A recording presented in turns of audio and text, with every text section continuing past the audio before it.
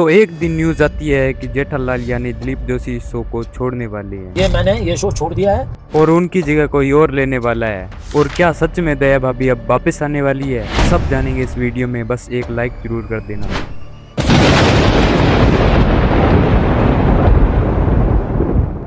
एक ऐसा शो जिसने पूरी फिल्म इंडस्ट्री को हिला कर रख दिया, और आज उसी शो का इतना बुरा डाउनफॉल कैसे आ गया। ये बात है तब की जब ये शो चालू हुआ था। उस समय सास बहू वाली सीरियल का दौर था और लोग कलेश ही देखना पसंद करते थे। और उस समय किसी कॉमेडी शो का चलाना यानी आग पर चलना था।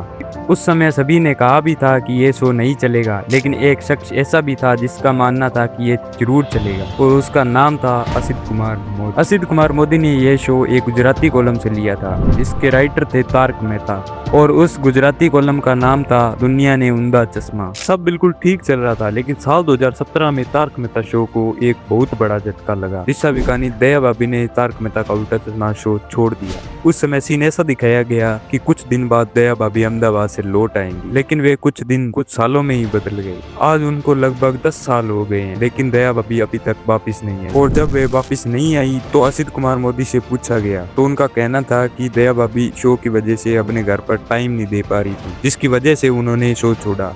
और इसी पर असित कुमार मोदी ने कुछ स्टेटमेंट्स भी दिए। दया भाभी को रिप्लेस करना बहुत मुश्किल हो रहा था, क्योंकि दया भाभी की जैसी एक्टिंग ना ही तो कोई कर पाया है और ना ही शायद कोई कर पाए। उनकी जेठालाल के साथ नोक जोक, उनका वो हे माँ माता जी बोलना लोगों को बहुत ही पसंद आता था।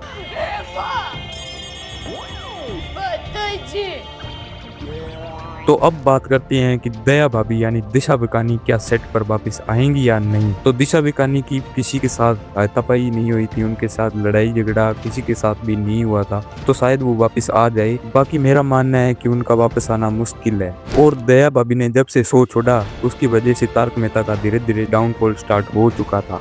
तो तारक मेहता में एक कैरेक्टर है जो कि इसके खुद के राइटर तारक मेहता पर बेस्ड है, जिनका नाम है तारक मेहता।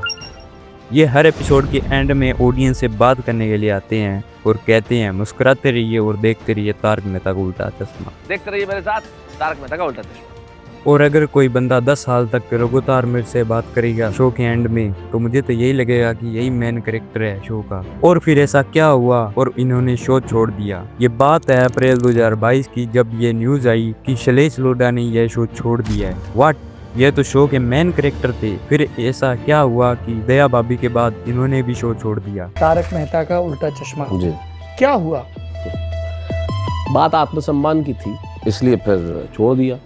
उनका फोन आया, आप कैसे गए वहाँ पे? उनका मतलब कि प्रोड्यूसर शो के। आप असित मोदी का नाम नहीं लेते हैं सार्वजनिक रूप से? तारक मेहता का उल्टा चश्मा के प्रोड्यूसर असित मोदी, उन्होंने आप बतौर प्रोड्यूसर बात की थी ना, और उन्होंने बड़ी असभ्य भाषा में बात की जो मुझसे बर्दाश्त नहीं हुई। कुछ समय तो शैलेश ने कुछ नहीं बताया, लेकिन एक इंटरव्यू में उन्होंने बताया कि शैलेश को सब टीवी के एक और शो गुड नाइट इंडिया में इनवाइट किया गया था, और वो वहां तारक मेहता नहीं शैलेश बनकर गए। लेकिन ये एपिसोड टीवी पर टेलीकास्ट होने से पहले ही उनके पास तारक मेहता शो के प्रोड्यूसर का कॉल आया, और उन्होंने यह तक कह दिया कि तू वहाँ पर कैसे गया, जैसे किसी दूसरे शो में जाना क्राइम हो। और ये ही नहीं, शैलेश ने यह भी क्लेम किया कि यह पहली बार नहीं था जब उन्हें ऐसा फील कराया गया हो। उनके हिसाब से उनके साथ पहले भी ऐसे इंसिडेंट्स हो चुके थे जहां एक्टर के साथ डिसरेस्पेक्टफुली बात की गई। उन्होंने तो यहां तक एलिगेशन लगाए कि असित कुमार ने एक बार गुस्से में यह तक कह दिया था कि जितने भी लोग काम करते हैं उन्हें मैंने बनाया है और सब मेरे नौकर हैं। ऐसा पहली बार हुआ जब असित मोदी ने इस तरह की भाषा का एक बार और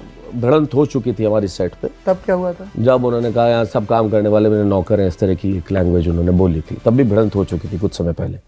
वो ये सब एक्टर जो आप स्क्रीन पर देख रहे हो उनके लिए बोल रहे थे। अब ये एलिगेशन कितने सही है और कितने गलत कोई नहीं जानता, लेकिन एक बात तो पक्की है, शैलेश के इंटरव्यू से साफ पता चलता है उनका शो छोड़ने का डिसीजन सडन नहीं था, बल्कि काफी टाइम से चीजें अंदर ही अंदर खराब चल रही थी। अब आपको लग रहा होगा कि ये सब क्रिएटिविटी डिफरेंस के कारण हुआ होगा, लेकिन अब एक ऐसी क्रेजी चीज होने वाली थी, क्योंकि अब तारक मेहता ने किया असित कुमार मोदी पर केस। तो शैलेश ने शो छोड़ने के बाद एक बड़ा स्टेप लिया। उन्होंने असित कुमार कुमार मोदी पर केस कर दिया और क्लेम किया कि उनकी अभी भी काफी पेमेंट बकाया है। सलेश के अकॉर्डिंग ये अमाउंट 1.5 करोड़ था। ये केस कोर्ट तक पहुंच गया और काफी टाइम तक चला और जब वर्डिक्ट आया तो वो सलेश के फेवर में आया और मेकर्स को उन्हें पैसे देने पड़े। सलेश ने यह भी कहा कि अगर वो चुप रह जाते तो लोगों को यह मैसेज आता कि अन्याय के सामने झुकना नॉर्मल है। और कई लोगों को यह भी लगता है कि यही वो वजह है जिसकी वजह से दया भाभी शो में वापस नहीं आई। आपको क्या लगता है नीचे कमेंट में जरूर बताना।